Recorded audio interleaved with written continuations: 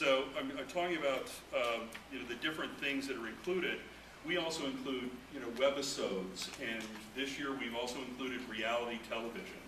And so there's a lot of different production elements that are out there, and pretty much everything that's produced that's not a news-based show or sports, locally based sports show are going to be things that are going to be included in our program. So all the other ancillary elements that a lot of states don't really, take advantage of, we're looking to as really one of our strengths. And the biggest of those is by far including corporate work and educational videos. I mean, that's a really solid element of the business in Texas. And guess what? They almost always hire all local people, and they all hire all local talent. So it's really a good kind of industry for us to keep growing. And so, film, TV gets all the kind of the press and all the attention, but really the kind of the stability of the Texas industry is based on these other kind of components. So we're very happy that we do have kind of a very broad, capacity to handle all these different types of production, and we have an incentive program that's going to be able to help all of those. Some more than others, but it does help everyone. So production that comes to the state, we have a way to help it out for the most part. Now commercials, the qualifying for commercials is still $100,000 for a commercial or series of commercials. And when I'm talking about series, that's same kind of product, same client. You can't do like a Mazda commercial one week and a Ford truck commercial the next week and count them together. But we do try to make it so that most commercials that come to the state that are really hiring a lot of local crew and a lot of local talent are going to be able to qualify. So it's a program that we have actually seen over 200 applicants to date for the commercial program, and we're pretty happy about that. But a lot of companies are not aware that on the commercial side that there is an incentive program, and we're working very hard to overcome that lack of information, especially companies that are coming in from out of town.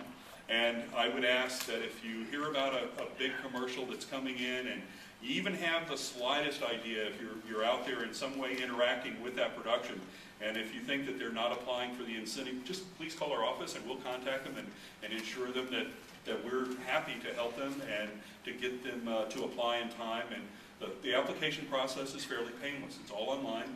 They have to provide the information on the application. They have to send us a budget, and they need to send us their content. And that's basically the three things that are required to apply. At the end of the day, we do have to ask for a lot of documentation, of course. We're trusting here, but we're not going to totally trust everyone that they've spent everything they've said they're going to spend in Texas. But we do all the auditing internally, so there's no additional cost for the productions. And I'm happy to say that our biggest challenge in the last year were getting incentive payments out the door, and it was a real challenge. And a huge backlog occurred because we weren't adequately staffed. I'm very happy to say we do have a very adequate staff now handling all of our incentives, and it's gone from one person to now up to 11 people working on incentives in the office of the governor. So I'm very happy that has changed, and we're actually rocking and rolling through those things, because my goal is for Texas maybe not to have the most generous incentive, but that we're able to turn these things around as quickly as is anybody else. And we're looking at a 60 to 90 day turnaround of when the productions turn in their documentation, they get a check from the state of Texas. So really happy about that. If you have any specific questions, I know I'm just kind of going over the top here, but there's a lot of details, and really there's pages and pages on our website, texasfilmcommission.com, that once you dig in, the application is there. All the information specific to your specific industry are all on the website. Are you actively soliciting? Is that part of the game? Oh yes, sir. Yeah, absolutely. I mean, I've been to Los Angeles 3 times since the bill passed. I'll be probably a couple more times by the end of the summer. I'm going back at the end of this month. And these are most of what I do when I go to Los Angeles is just industry meetings with the studios, with independent producers, and just here's how the program's done. This is the same dog and pony basically that I've been able to do in front of most of the heads of physical production for the studios, and the more importantly, the budgeting people that are actually running the numbers and telling those heads of physical production where they should shoot their next film.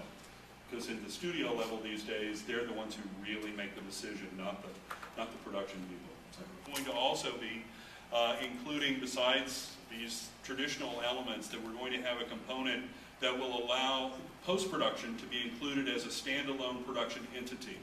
And that means when a production, if they don't shoot in Texas, but they bring their post-production to Texas, we'd still be able to have them apply and be part of the program. You know, they have to meet the same criteria. They have to do 60% of their production. Post-production has to be in Texas. 70% of the people working on post have to be Texan. But it allows our post houses to be able to bring work and solicit work back to Texas that we're losing like crazy. I mean, you know, the purpose of the incentive program is to try and help the industry components that are in the most dire need. And post-production is one of the hardest elements to keep in Texas. And so we're adding this specific provision. Our rules have not been approved yet, so I really can't put them out in public, but generally for film and television, you're going to continue to, you know, see the same spending provisions will be applied to just post-production. So $250,000 to $1 million in post, you get 5%, over $1 million, you get the idea. And then in commercials will continue to be 5% as well.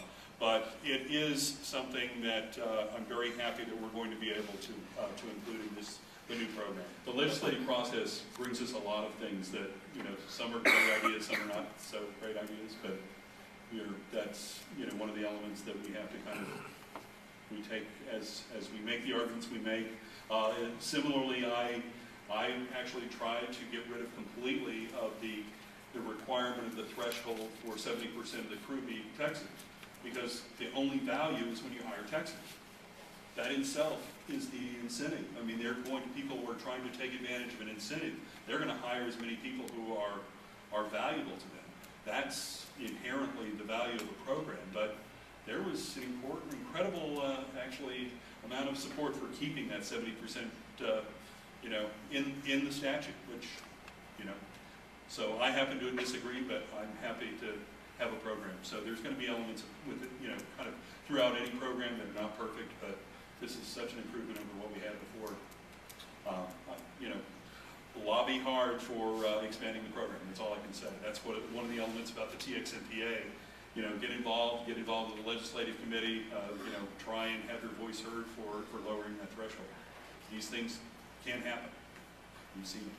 Is there lingering opposition in the legislature that might crop up 2 years from Oh, I don't think so. now? No, be honest. No, you know, it's hard to say. I mean, you never know where your friends or enemies are going to come from in politics. And so right now, Governor Perry strongly supports this program. Lieutenant Governor Dewar strongly supports it. The new speaker, Speaker Strauss, has been very, very supportive. Going into next session, we may have a new governor.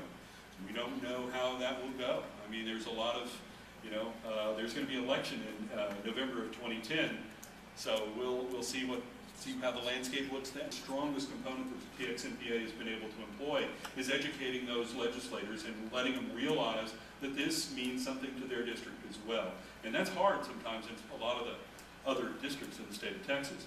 But I feel like the TXMPA has done a very, very good job educating those guys and making it a relevant issue to all the legislature, not just a handful. We had a total of 6 votes against us in the last legislative Senate and House. So that's pretty stunning that only 6. You know, it was pretty fun to be able to do that out of 180. These incentives do apply for webisodes and reality Yes. television.